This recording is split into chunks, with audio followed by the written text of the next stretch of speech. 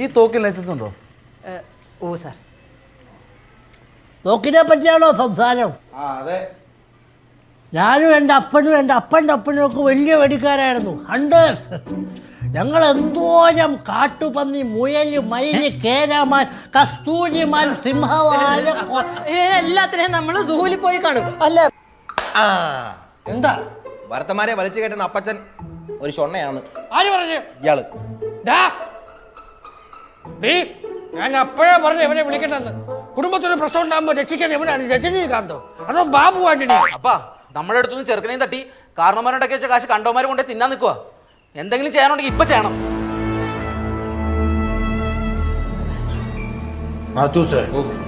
പോയി വണ്ടി എടുക്കും. ജോസഫേ പെട്ടിയെടുത്തു. പിന്നെ ഒരു കാര്യം, നമ്മൾ തിരിച്ചു വരുന്നുണ്ടെങ്കിൽ നമ്മളോട് ചെറുക്കനും പെട്ടി ഉണ്ടാകും. ഇതിനിടയിൽ കളിച്ചവന്മാർ ആരാണെങ്കിലും അവരെ ഞാൻ വെറുതെ വിടത്തില്ല.